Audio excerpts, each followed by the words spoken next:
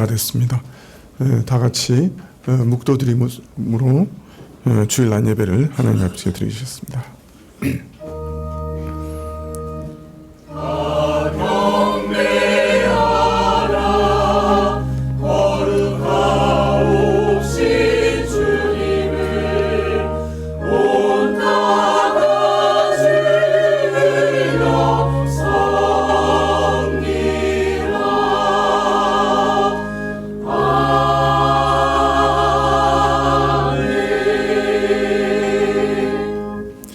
나의 힘이 되신 여호와여, 내가 주를 사랑하나이다.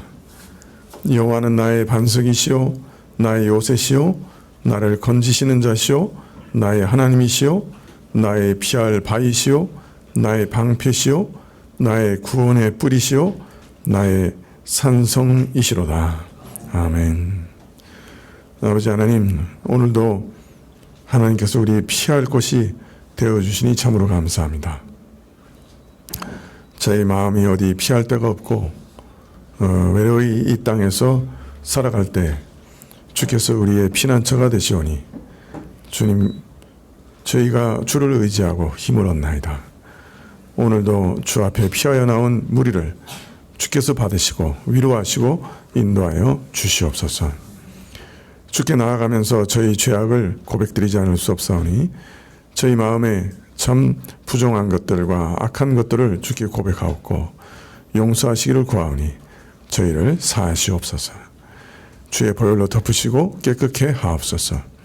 예배의 시종을 주께 의탁하옵고 예수님의 이름으로 기도합나이다. 아멘. 네, 찬송가 2장입니다.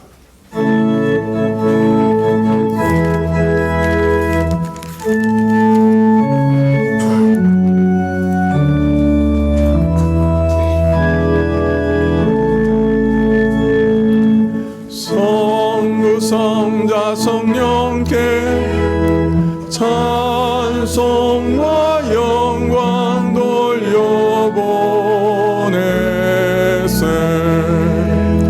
태초로 지금까지 또 영원 무궁토록 성삼위께 영광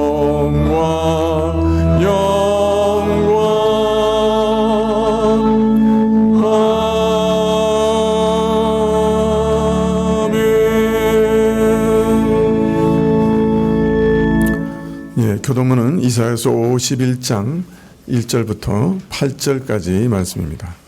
51장 1절부터 8절까지 구약 1029쪽입니다.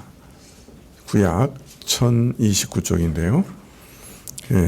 의를 쫓으며 여호와를 찾아 구하는 너희는 나를 들을지어다.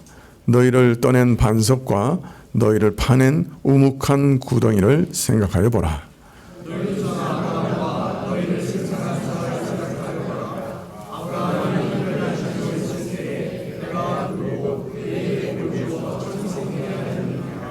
대저나 여호와가 시온을 위로하되 그 모든 황폐한 곳을 위로하여 그 광야로 에덴 같고 그 사막으로 여호와의 동산 같게 하였나니 그 가운데 기뻐함과 즐거움과 감사함과 창화하는 소리가 있으리라.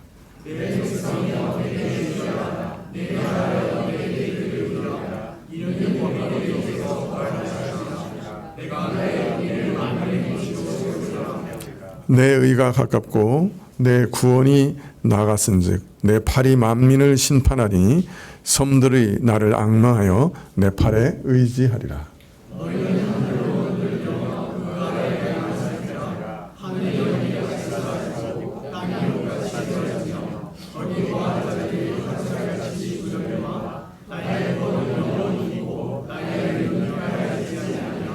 의를 아는 자들아, 마음에 내 율법에 있는 자들 백성들아, 너희는 나를 듣고 사람의 회방을 두려워 말라.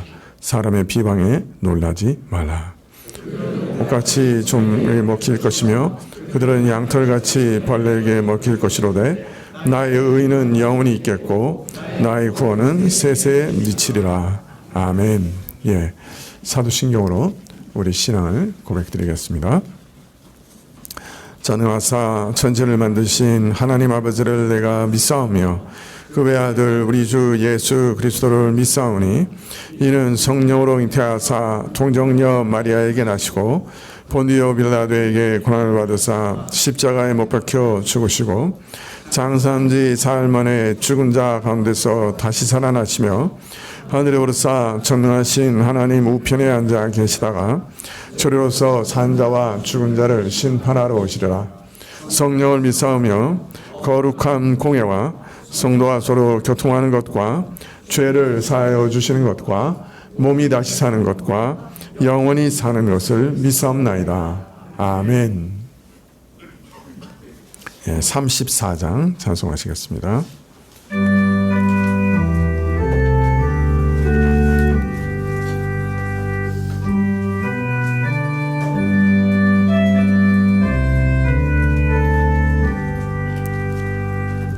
전능왕 오셔서 주 이름 찬송케 하옵소서. 영광과 권능의 성부여 오셔서 우리를 다스려 주옵소서. 항생한 성자여 오셔서 기도를 들으소서. 택하신 백성을 축복해 주시고 거룩한 마음을 주옵소서. 위로의 주 성령 오셔서 군중고 주옵소서. 전능한 주시여 각 사람 마음에서 떠나지 마시고 계십소서. 성삼위일체께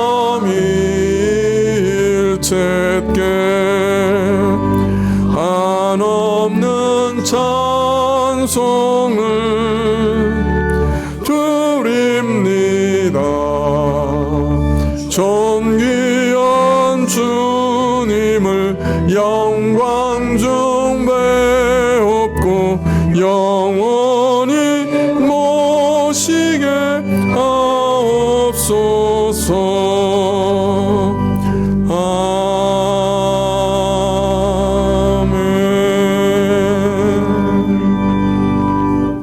광고 말씀 봐주시면 좋겠습니다.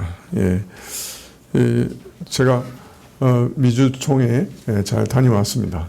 하여튼 여러분이 많이 기도해 주시는 덕분에 살아서 돌아왔습니다. 비행기를 7번 갈아탔는데요. 일정이 많아서 2주 동안에 계속해서 이동하면서 여러 가지 일들을 했습니다. 기도해 주셔서 감사합니다. 오늘 오후 예배 시에 성찬식이 있겠습니다. 다음 주일 오후 예배 후에 정기 당회가 있겠습니다. 기도하시겠습니다. 아버지 하나님, 참 하나님께서 저희를 부르셔서 주님 존전에 나올 수 있는 특별한 권세를 주셨사온데, 하나님, 우리가 하나님과 관계할 때 늘 우리 마음이 정직하게 하게 하시기를 기도합니다. 저희는 마음이 부정하고 또 정직하지 못하며 또 숨기기 잘하고 또 속기 쉬운데, 아버지 하나님, 우리가 하나님 앞에 나아가 하나님께 기도할 때 정녕 우리 마음이 정직하게 하시고 우리 마음에 있는 의문과 시험과 곤혹스러움과 답답함과 또 의심까지도 다 아시는 하나님 앞에 온전하게 드러내고, 또 심지어는 우리 원망까지도 주님 앞에 아시오니 다 드러내고 정직하게 아뢰며 또 하나님의 구원과 하나님의 도우심을 구할 수 있게 하여 주십시오.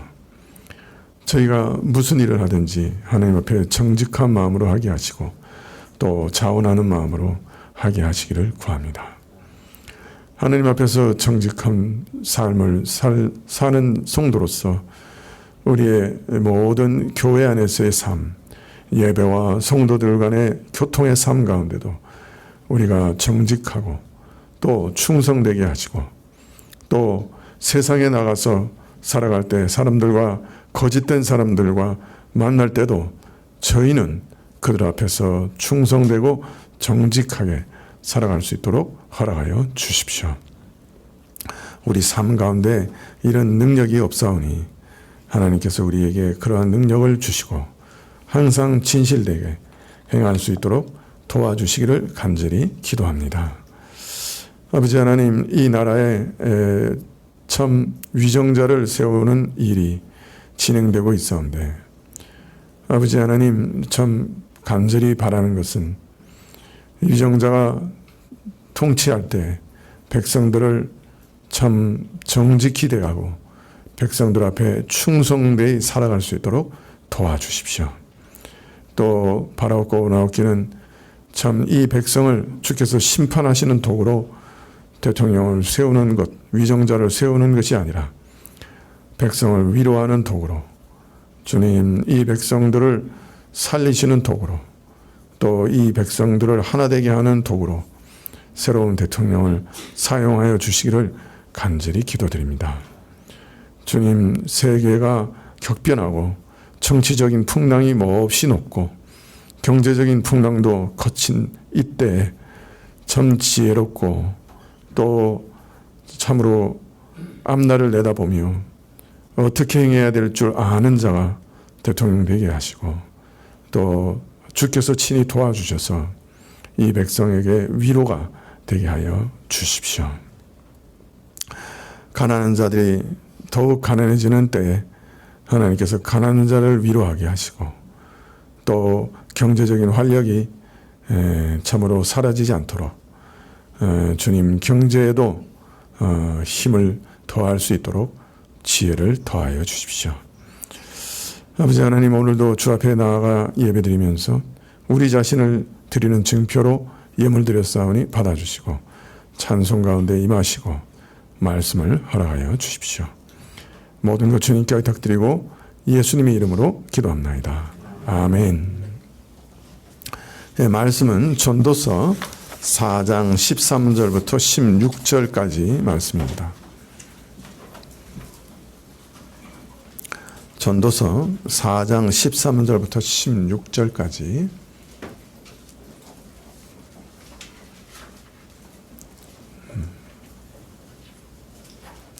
예, 구약 950쪽입니다. 전도서 4장 13절부터 16절까지.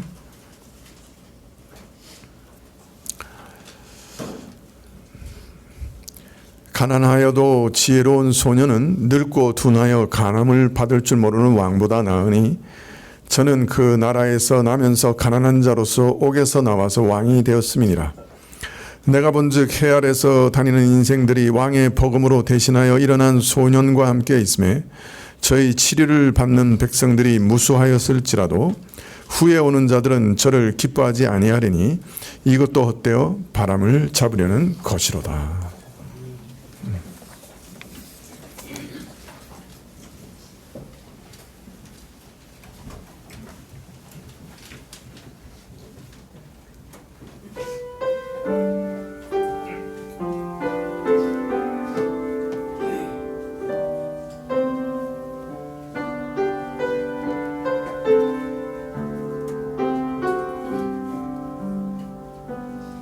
나의 영혼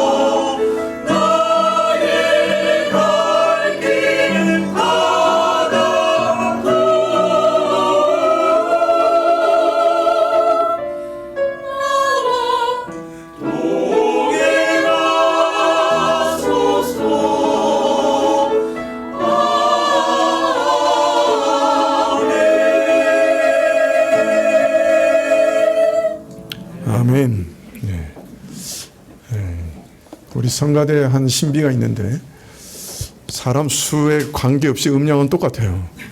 이해가 안 돼요.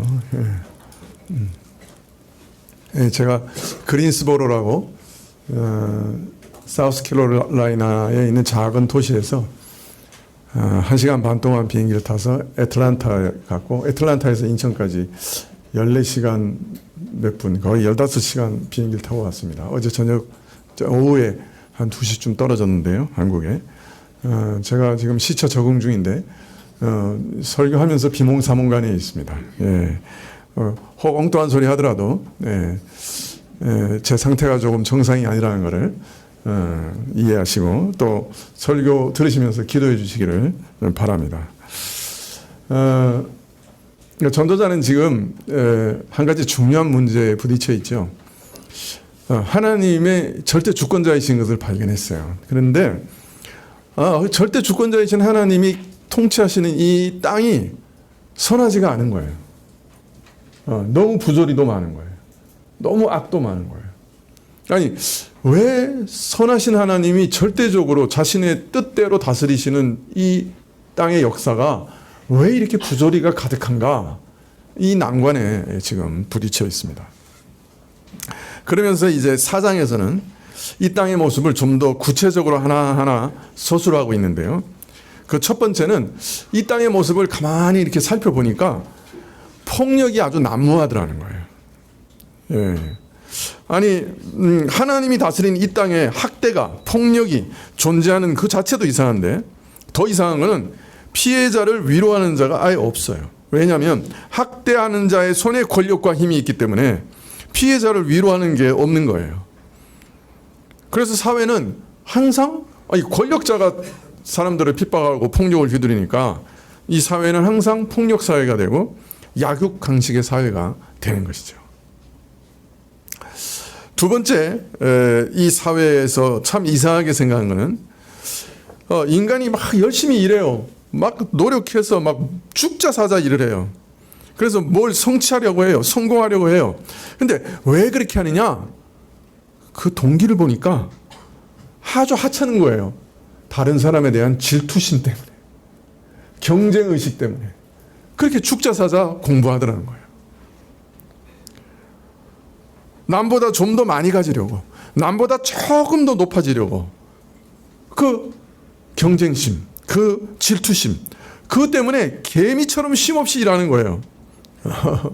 그래서 이 사회의 또 다른 본질은 경쟁 사회라.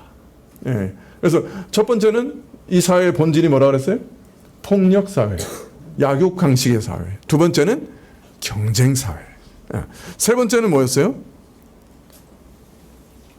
세 번째, 이 사회를 가만히 보니까 다 저홀로예요. 이웃과 더불어 사는 방법을 아예 몰라요.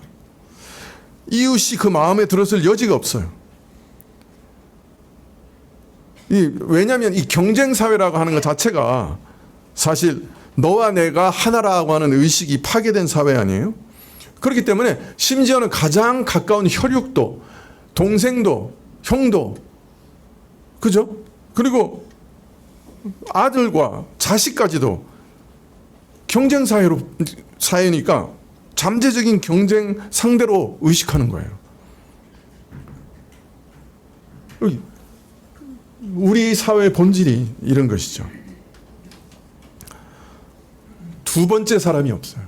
내 곁에 누구도 없어요. 예. 자, 그러니까 열심히 살아가는데 그러면서 어느 날 갑자기 문득 스스로 자문하는 거예요. 내가 왜 이렇게 열심히 일하지? 나 혼자 잘 되려고, 나 혼자 잘 먹고 잘 살려고 이렇게 일한다고 하면 도대체 내가 왜 이렇게 고생을 할 필요가 뭐 있지? 누구 즐겁게 하려고 이렇게 하는 거지? 나 혼자 살려고 하는데, 나 혼자 잘 살려고 하는 건데 내가 또 그걸 위해서 이렇게 또 고생하고 이렇게 고통스럽게 살 필요가 있나? 예. 이것이 우리 사회의 참 모순적인 모습이죠. 예.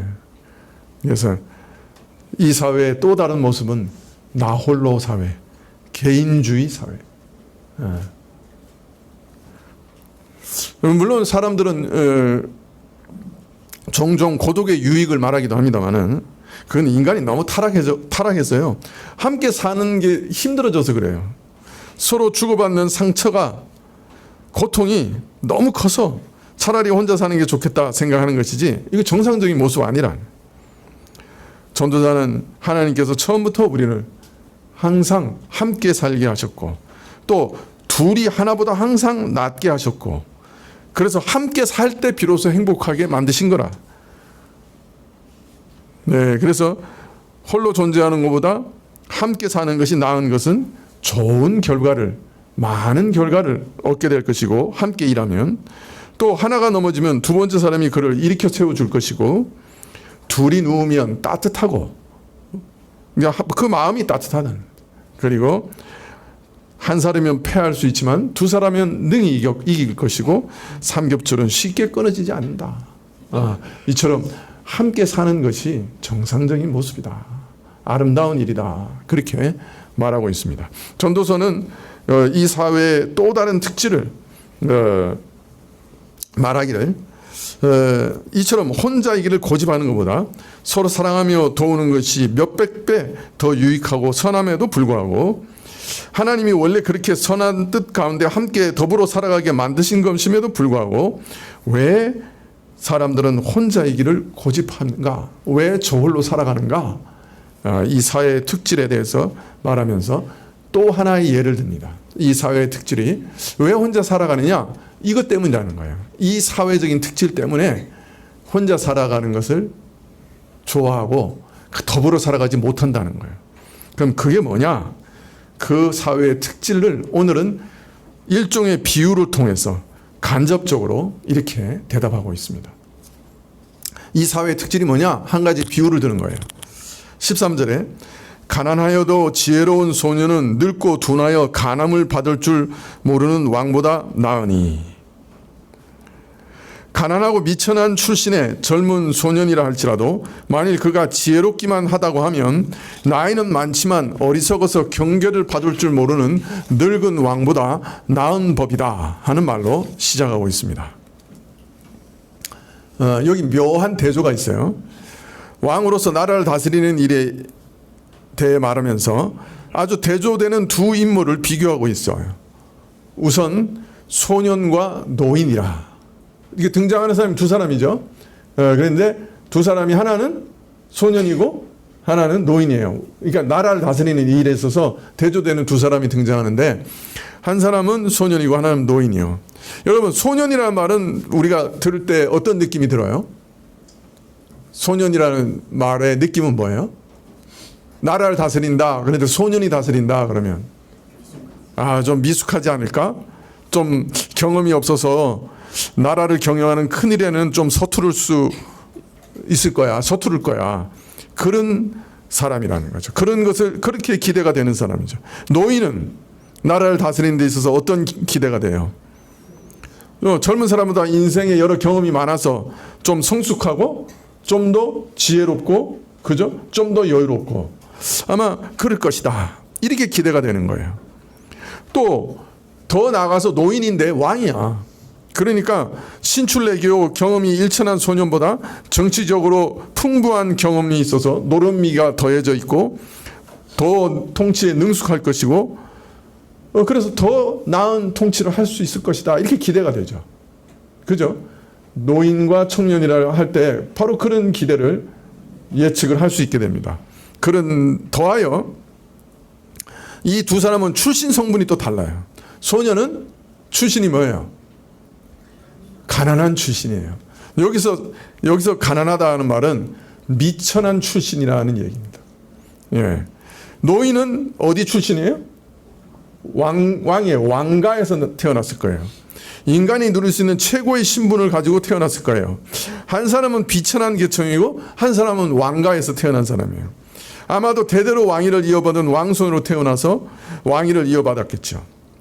계층으로만 보면 소년은 사회의 다양한 계층 중에 가장 하층 계급 출신이고, 늙은 왕은 최고의 계층이에요. 태어날 때부터 왕도를 교육받았어요.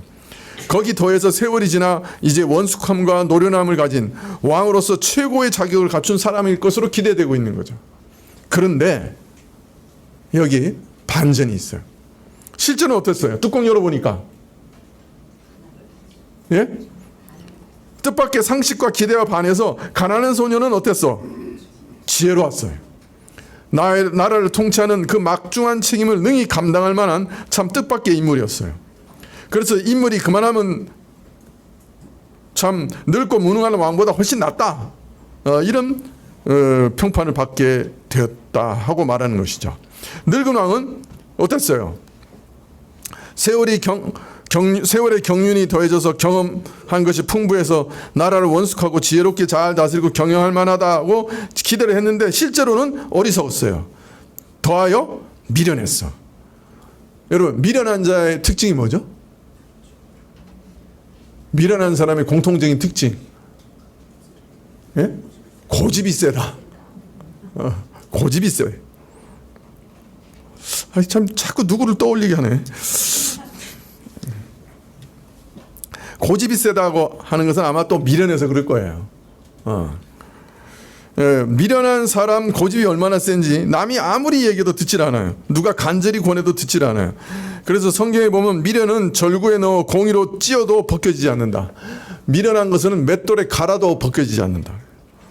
그래서 참 출신은 미천해도 참 지혜롭고 능력이 있는 이런 사람이라고 하면 늙었지만 나이 헛먹고 노쇠한 그리고 고집세고 미련한 왕보다 훨씬 낫다 인정을 받은 거예요. 사실 이런 현실 사회에서도 어때요? 비일비재하죠. 역대 왕조를 봐도 왕의 제목을 가지고 태어난 사람 별로 없죠. 여러분, 조선시대 왕손으로 태어나면 아침부터 저녁까지 왕도를 교육받았어요. 정말 얼마나 빡세게 가정교육하고 뭐 진짜 교육을 시켰는지 몰라요. 그런데 유능한 왕 참 손에 꼽히지 않습니까? 여러분, 재벌들이 왜 망하죠?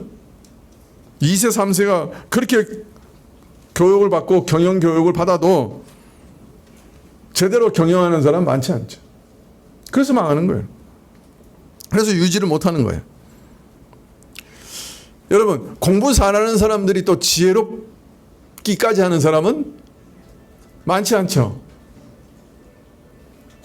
공부 아주 잘하는 사람들이 사회에서 적응을 잘한다, 그것까지 더하는 것 많지 않죠. 이상해요. 공부 잘하는 것과 세상을 살아내는 것은 좀 달라요. 그래서 명문대 나온다고 해서 꼭 잘 사는 건 아니에요. 그런 거 많이 봐요. 이처럼 세상은 참 사람의 기대에 어긋나는 일들이 많이 일어나는 거죠. 그래서 전도서 4장 14절에 저는 그 나라에서 나면서 가난한 자로서 옥에서 나와서 왕이 되었다. 참 비천한 자로 태어났어요. 심지어 감옥까지 갔다 왔지만은 거기에서 나와서 어찌어찌해서 왕이 되었어요. 나이도 많지 않은 젊은이였지만 그럼에도 불구하고 참 감옥에 갔다 와서 완전히 사람이 바뀌었는지 대호각성을 했는지 아니면 본래 그 사람 능력이 많았든지 능력과 지혜를 인정받아서 왕이 되었어요. 사람들이 그 신분보다는 실제로는 통치하는 능력이 중요하다, 통치자는 지혜가 있어야 한다 하는 것을 인정하고 알았기 때문에 실질을 더 중요히 여겨서 그를 왕으로 추대한 것이에요. 사실 이 사회는 자기들에게 유익이 되면 외적인 정통성이나 명분 같은 것은 언제라도 차 던질 수 있는 사회지요. 그래서 소년을 왕으로 추대한 거예요. 15절에 내가 본즉 해 아래에서 다니는 인생들이 왕의 버금으로 대신하여 일어난 소년과 함께 있음에, 처음에는 대단한 환영을 받아요. 해 아래 사람들 모두가 나이가 먹고 미련한 고집쟁이 왕 대신 두 번째 왕, 곧 다음번 왕이 된 소년을, 즉 늙은 왕을 대신하여 왕이 된 이 소년을 지지해서 모두가 함께했다. 사람들이 선정을 베푸는 지혜로운 소년과 함께 다니고 이 소년의 편에 섰고 온 백성들이 이 소년 왕을 따라왔다. 그래서 이 젊은 왕 앞에서 참 즐거이 다스림을 받는 백성들의 수가 헤아릴 수 없이 많았다. 모든 백성이 이구동성으로 젊지만 지혜로운 이 왕의 다스림을 순종하고 칭찬하고 받아들였다. 근데 여기 왕의 버금으로라고 번역된 말은 두 번째로 말입니다. 이 말은 단순히 두 번째로 왕이 된 사람, 늙은 왕을 대신하여 왕위에 오른 사람, 이런 뜻으로 해석할 수도 있고, 아니면 이 말을 2인자로 해석할 수도 있습니다. 2인자라고 있다가 그를 대신해서 왕위에 오른 사람, 즉 늙은 왕 밑에서 그를 돕는 위치에 있다가 보좌하다가 민심을 얻어 왕위에 오른 자, 이렇게 해석할 수도 있습니다. 어느 쪽으로 해석해야 할지 결정하기가 좀 어렵습니다. 이 말이 그런데 순탄한 권력 승계에 의하지 않고 2인자가 반란에 의해 왕이 찬탈을 한 것까지 함의할 수 있기 때문에, 이럴 경우 권력 세계의 비정함, 신이나 의리를 따지지 않고 하극상이나 반역에 의해서 권력이 바뀌는 비참한 현실까지도 암시하고 있다고 할 수도 있습니다. 그러니까 이게 두 번째라고 하는 2인자라는 말이 그런 것까지도 함의할 수 있는 것이죠. 자, 그런데 여기 이제 한 가지 이해할 수 없는 일이 일어나는 것을 말하고 있습니다. 16절에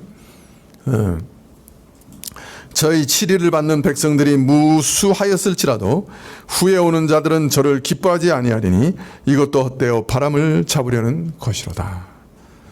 그런데 시간이 좀 지난 다음에 그 후에 오는 사람들은 소년왕의 치리를 기뻐하지 않았어요. 때가 지나니까 소년왕을 기뻐하지 않고 배척했어요. 그래서 참 헛되다. 이 사회가 이런 본질을 가지고 있기 때문에 참 헛되다.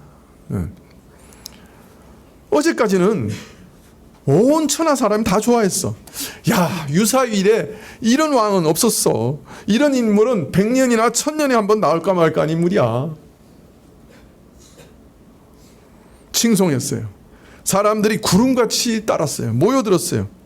자, 그런데 세월이 조금 흐르다 보니 어느 순간에 왜 그랬는지 모르지만 하루아침에 민심이 바뀌어버렸어. 뭐 저런 왕이 다 있어? 자기가 해놓은 게 뭐가 있다고? 본래 출신이 그렇고 그런 사람이요, 참 가난한 사람, 가난한 집에서 태어난 제대로 배우지도 못하고 사회 밑바닥을 전전하다가 감옥까지 드나든 사람인데 억세게 운이 좋아서 어찌해서 왕에 오른 자요. 자, 그러니 출신은 못 속이는 법이라 결국 본색이 드러나는구나. 이전 사람들은 왜 이 사람을 왕으로 세우고 그를 좋아했는지 좀 도무지 모르겠다. 얼마나 대단한 능력과 지혜를 가졌는지, 이전에 그가 나라를 위해서 어떤 일을 했는지, 공적이 어떠했는지 우리가 알 바가 뭐가 있어. 우리가 지금 당장 불편하고 싫은데, 저 왕 마음에 들지 않아. 이렇게 어느 순간에 민심이 변해버렸다. 그래서 싫어하고 배척하게 되었다. 오늘 이야기는 간단하죠. 그죠? 두 왕이 있었어요. 첫 번째 군주는 늙은 군주, 어리석은 자요, 다른 사람의 조언에 귀를 기울이지 않는 고집세고 미련한 사람이었어요. 그의 통치는 무능하고 어리석었어요. 두 번째 왕은 첫 번째 왕을 이어받은 자로서 오늘 말로 말하면 소위 아메리칸 드림을 이룬 사람이에요. 무일푼에서 거부가 된 자요, 빈민가에서 백악관으로 진출한 사람. 어쩌면 이 소년왕은 비천한 자리에서 애굽의 감옥을 거쳐 바로의 2인자로 전국을 다스렸던 창세기의 요셉을 모델로 하고 있을지도 모르죠. 그러나 두 번째 왕은 요셉처럼 곧 잊혀지고 맙니다. 우리는 출애굽기 1장 8절에서 요셉을 알지 못하는 새 왕이 일어나서 애굽을 다스렸다 하는 말씀을 읽게 되죠. 금방 잊혀진, 그 공적도 그의 능력도 그의 지혜도 다 잊혀지고, 이처럼 고위직이나 권력자의 인기는 오래가지 못합니다. 존경받는 정치인에 대한 찬사도 곧 사라집니다. 대중의 지지는 바람의 방향처럼 순식간에 변합니다.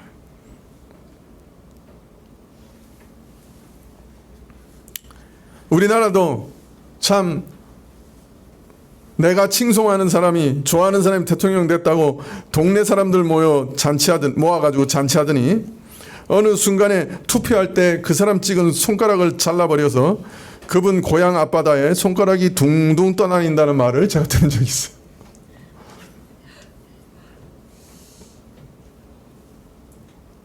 아니, 그분 대통령 됐을 때 진짜 개를 잡아서 온 동네 잔치를 하시던 분인데, 시간이 지나니까 내가 그 사람 찍은 손가락을 내가 잘라버렸으면 좋겠다고.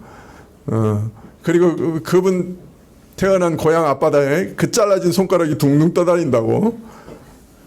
그런 얘기를 내가 들은 적이 있다.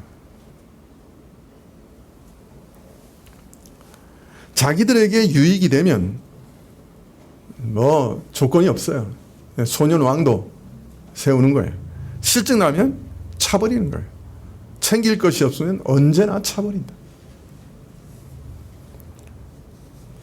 또 이렇게 변하는 것은, 이랬다 저랬다 하는 것은 대중만 아니에요. 사실은 그 위정자도 변해요. 어제까지는 제대로 일을 잘하는 줄 알았는데 어느 날 아침에 완전히 표현해서 사기꾼으로 돌변하는 위정자들도 비일비재해요. 여러분, 로마의 네로 황제도 그 치세 5년까지는 참으로 선정을 베푸는 손에 꼽힐 만한 황제였어요. 그런데 갑자기 변해가지고 로마실에 불을 지르고 그 장면을 보고 시를 짓는 등 미친 짓을 하다가 폐위됐어요. 우리는 그런 사람들 역사 가운데 우리 주변에 수도 없이 많이 보고 있어요. 이런 변덕스러운 모습은 한 나라의 전체 민심에만 볼 수 있는 것 아니고, 한 위정자의 모습에서만 볼 수 있는 것 아니고, 우리 개인의 경우도 마찬가지예요. 조금 전까지는 당신 없으면 못 살아요 그러면서 죽자 사자 쫓아다녔는데, 따라오지 말라 그래도, 난 당신 싫다 그래도 좋다고 따라다녔는데 한순간 표변해가지고 돌아서는 경우를 얼마나 많이 봅니까? 이처럼 한마디로 사람은 믿을 수가 없는 거예요. 항상 변하고 까닭 없이 변하고 제멋대로 변하고, 그러니 사람이 사람을 어떻게 믿을 수가 있겠어요? 아침에 다르고 저녁에 다르니, 어제가 다르고 오늘이 다르니 도대체 어떻게 할 줄을 모르는 거예요. 믿을 수가 없는 거예요. 배신을 떡 먹듯이 하니 믿을 수가 없는 거예요. 신의와 진실을 찾아보기가 참 어려운 것이 이 사회라. 자, 이것을 뭐라고 말합니까 보통? 민심은? 에? 천심이요? 아니에요. 민심은 조석변이에요. 조석변.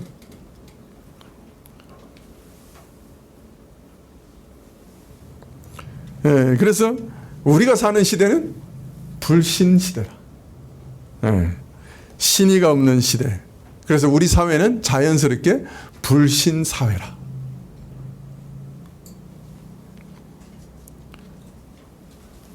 어때요? 믿는 도끼에 발등 찍힌다는 말 오래전부터 있었던 거예요. 우리 사회의 본질 중에 하나가 뭐냐? 불신 사회라. 서로를 믿을 수가 없어요.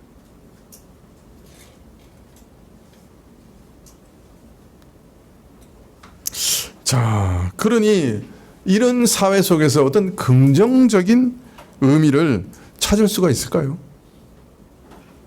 이런 사람들이 모여서 이루어지는 역사 가운데서 어떤 긍정적인 의미를 찾을 수 있을까요? 이런 사회의 부조리한 모습들은 우리 인간의 역사를 참 무의미하게 하고 또 우리 인생을 허무하게 한다 하고 전도자는 지금 토로하고 있는 것이죠. 오늘 이 땅의 모습을 보니 불신 사회라.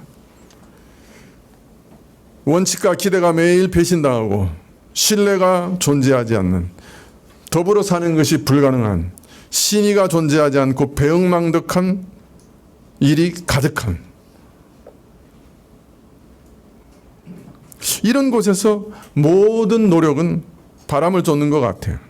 신뢰가 불가능한 사회에서는 하나 되는 것은 불가능해요.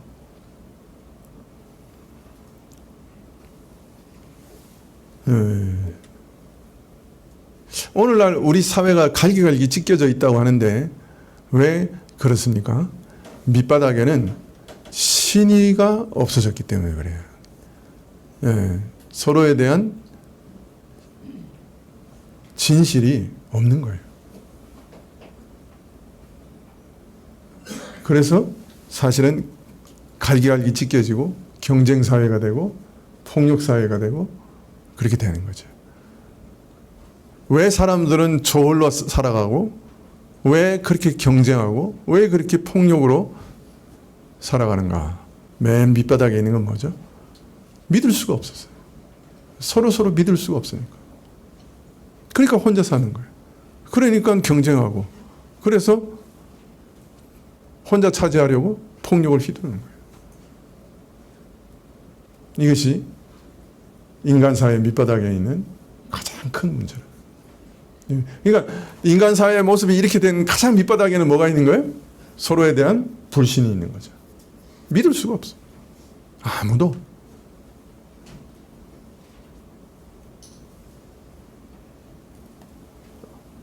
친구, 평생 가는 친구 있을까요? 참 희귀하죠. 희귀하죠.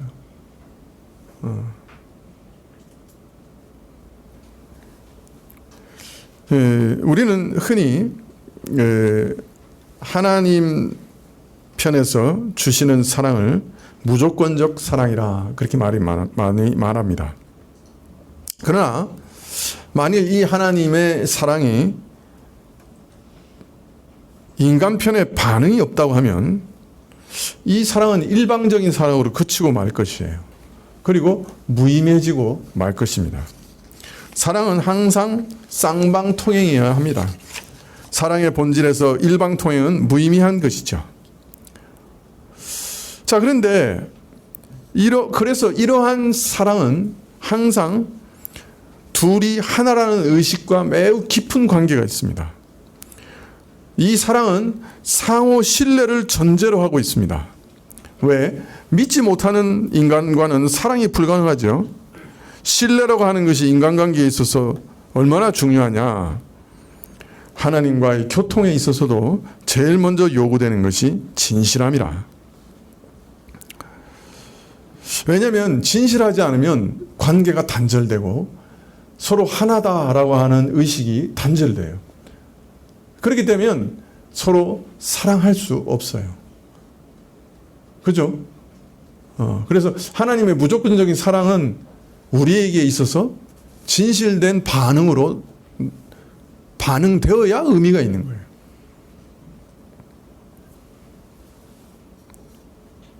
거짓말하면 관계가 단절되죠. 하나님 앞에서 거짓된 마음으로 나가는데 아무리 하나님이 나를 사랑한다 할지라도 그 사랑 자체가 의미가 없게 돼버려요. 여러분, 우리가 회개라고 하는 게 뭐냐? 사실은 최초로 하나님께 정직히 나가는 행위라고 할 수 있어요. 나를 나 있는 그대로 보고 내가 죄인이라고 하는 것을 정말로 바로 깨닫고 하나님과 나 사이에 정직하게 고백하는 거예요. 내가 이런 죄입니다. 하나님 앞에서 이런 죄인입니다. 용서하십시오. 바로 하나님께 정직하게 나가는 첫걸음이에요. 그게 회개예요. 회개는 하나님과 정직한 관계를 맺는 첫걸음이에요.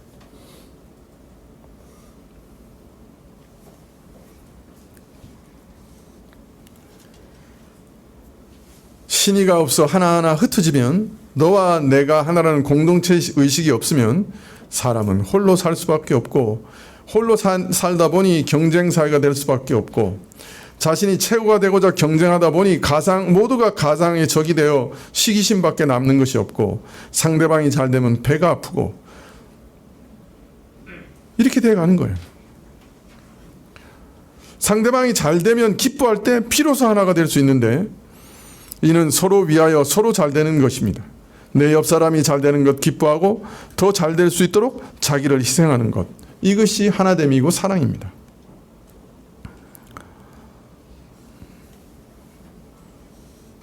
그러나 우리 사회는 어떻습니까? 약육강식의 사회, 폭력 사회. 모든 사람이 나에게 이용 가치가 있는가? 인간이 도구화된 사회. 이용할 것이 없으면 버리고 돌아서는 사회. 불신 사회. 경쟁 사회. 저홀로 사회. 이것이 우리 사회의 모습이죠. 여러분, 이런 것 확인하려고 멀리 갈 필요 없어요. 우리 삶 살펴보면 알 수 있고, 사실은 우리 마음을 살펴보면 다 알 수 있는 거예요.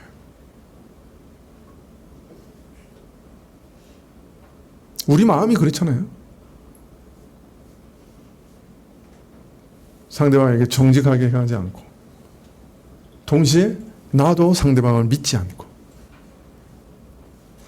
그래서 다 저홀로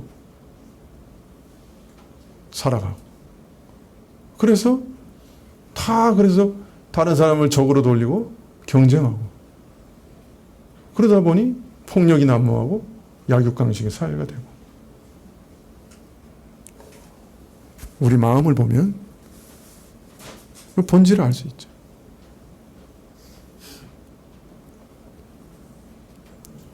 참 솔로몬은 이 사회의 모습을 아주 적나라하게 드러내고 있는 것을 볼 수 있습니다.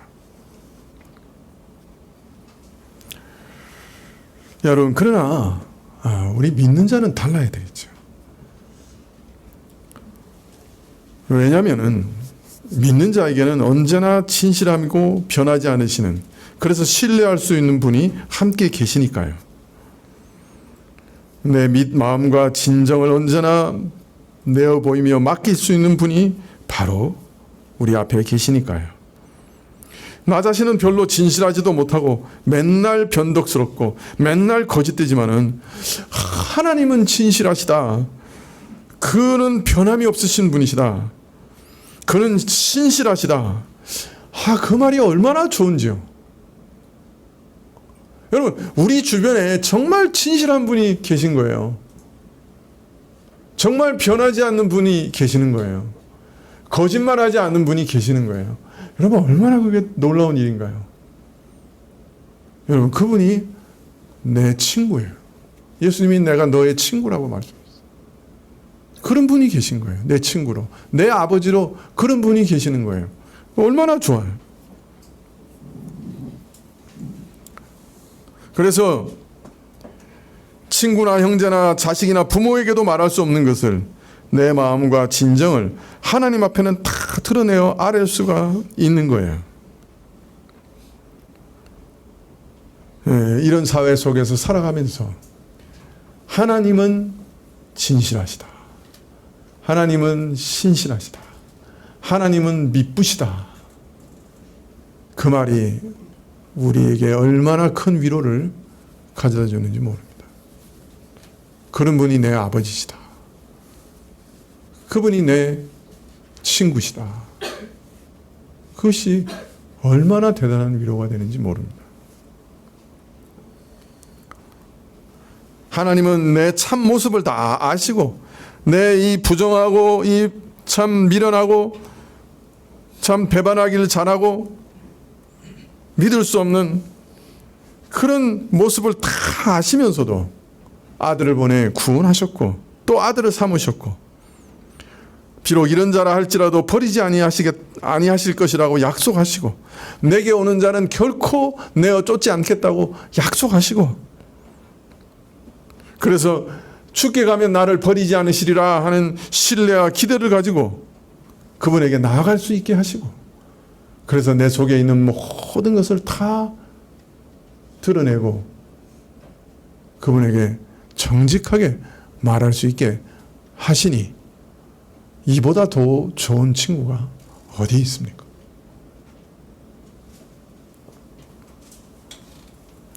이처럼 하나님은 진실하신 분이시기 때문에 나는 내 자신을 믿지는 못하지만은 하나님을 믿을 수 있어요. 나는 내 자신을 믿을 수 없지만은 예수님은 믿을 수 있는 거예요. 우리가 미래의 구원에 대해서, 영생에 대해서, 내세의 영광에 대해서 확신할 수 있는 것은 내가 내 믿음을 믿어서가 아니에요. 확신해서가 아니에요. 내 믿음이 진실되고 확신하기 때문에 내가 끝까지 믿음을 지킬 수 있을 것이다 자신하기 때문에 내 미래를 확신하는 게 아니에요. 우리는 우리 믿음을 잘 알지 않아요. 내가 어떤 사람인지 잘 알지 않아요. 내가 얼마나 의심이 많고 내 믿음이 얼마나 연약하고 내 결심이 얼마나 연약한지 우린 잘 알잖아요. 그래서 나는 나를 믿고 내 믿음을 믿어서가 아니에요. 나를 사랑하여 이 믿음을 주신 하나님을 믿는 것이에요. 그가 진실하고 변함없기 때문에, 그가 나를 끝까지 붙들고 버리지 않을 것이기 때문에, 그가 나를 끝까지 인도하사 영원한 구원에 이르게 하실 것을 믿기 때문에, 그가 신실하시기 때문에 든든한 거예요. 그래서 내가 마지막 날 천국에 가리라 믿고 바라고 즐거워할 수가 있는 거예요. 내 믿음 때문이 아니라 그 믿음을 주신 하나님이 신실하시고 미쁘시고 거짓이 없으시고 변함이 없으시기 때문에 마지막 날 그 나라에 가리라 확신하는 거예요. 그리고 오늘날 하나님께서는 이처럼 자신을 그에게 의탁하는 죄인들을 붙들어 주시고 성령을 보내셔서 그 죄인 안에서 진실함을 회복하고자 하시는 것이죠. 그래서 저들로 서로 신뢰하고 사랑하고 돕고 섬기며 하나 되어 살아가게 하시는 것이죠. 그래서 예수님께서는 아버지께서 내 안에 내가 아버지 안에 있는 것 같이 저희도 다 하나가 되어 우리 안에 있게 하사 세상에서 아버지께서 나를 보내신 것을 믿게 하옵소서라고 기도하셨고, 또 내가 내 새 계명을 너희에게 주노니 서로 사랑하라. 내가 너희를 사랑한 것 같이 너희도 사랑하라. 너희가 서로 사랑하면 이로써 모든 사람이 너희가 내 제자인 줄 알리라. 그렇게 말씀하셨던 것이죠. 신실하신 하나님, 미쁘신 하나님을 믿는 자로서 마음의 정직과 믿음과 충성을 만드셔서 이제는 서로도 사랑과 충성과 신실함으로 교제하며 이 땅에서도 살아갈 수 있도록 만드시는 거죠. 교회는 바로 그런 사람들, 하나님의 신실함을 믿음으로 서로에 대해서도 진실과 신실함으로 대하기로 결심하고 교제하는 바로 그런 것입니다.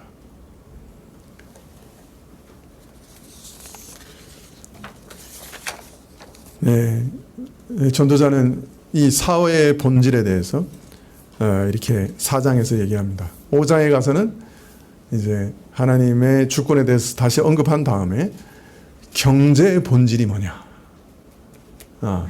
경제학에 대해서 얘기하죠. 4장에서는 사회학에 대해서 얘기하죠. 5장에 가면 이제 경제학에 대해서. 경제학 하신 분들은 조금 이해가 더 좋으실지도 모르겠어요. 이 전도서가 대단한 책이에요. 여기 사회학, 경제학, 뭐 철학, 뭐 과학에 대한 그 기본적인 지식, 그 틀, 이게 다 들어있잖아요, 지금. 그죠? 과학의 본질이 뭔가, 그 처음부터 얘기하잖아요. 지식을 더하면 뭐만 더한다고? 근심만 더한다. 과학이 뭐냐? 딱 정의하죠. 그 다음에 사회가 뭐냐? 그 다음에 경제가 뭐냐?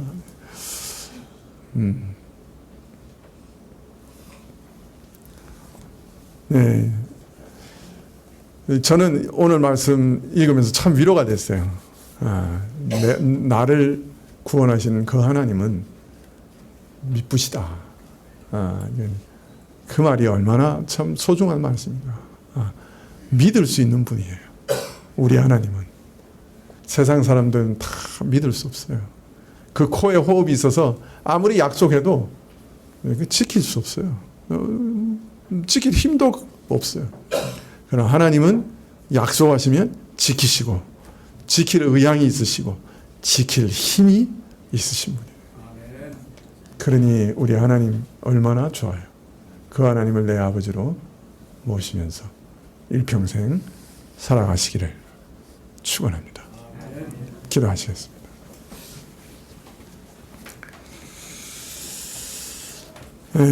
어디에도 믿을만 하는 사람 없어 곤고하고 참 외롭습니다. 그러나 우리 하나님은 참 언제나 신실한 분으로, 믿을 만한 분으로 우리 옆에 계시니 우리 영혼이 위로를 얻고 안식을 얻습니다. 저희가 오늘도 주님께 저희 영혼을 의탁합니다. 거친 세상 가운데 우리를 보호하시고 위로하시고 인도하시기를 부탁드립니다. 주 안에서 쉼을 얻게 해주십시오.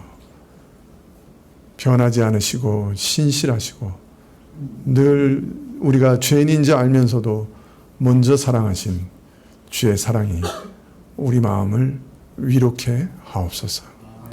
예수님의 이름으로 기도합나이다. 아멘. 86장 찬송하시겠습니다.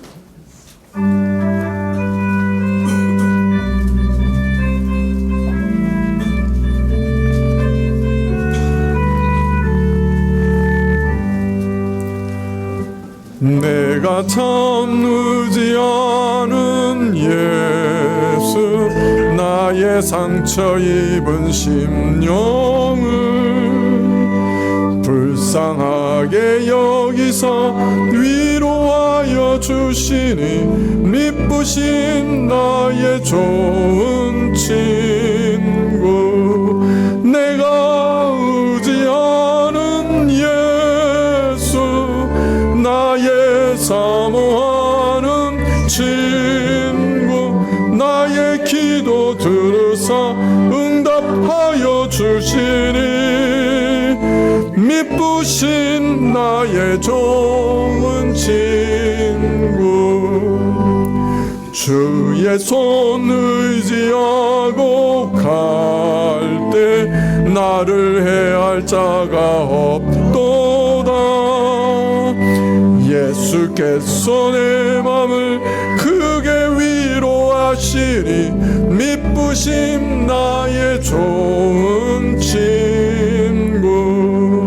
내가 의지하는 예수, 나의 사모하는 친구. 나의 기도 들으사 응답하여 주시니 미쁘신 나의 좋은 친구. 죽음의 요단강 물결이 나를 위협하며 흘러도 주가 인도하시니 어찌 두려워하랴. 미쁘신 나의 좋은 친구. 내가 의지하는 예수, 나의 사모하는 친구. 나의 기도 들으사 응답하여 주시니 미쁘심 나의 좋은 친구. 이후에 천국 올라가서 모든 성도들과 다 함께 우리들을 구하신 주를 찬양하리라. 미쁘신 나의 좋은 친구. 내가 의지하는 예수, 나의 사모하는 친구. 나의 기도 들으사 응답하여 주시니 미쁘신 나의 좋은 친구.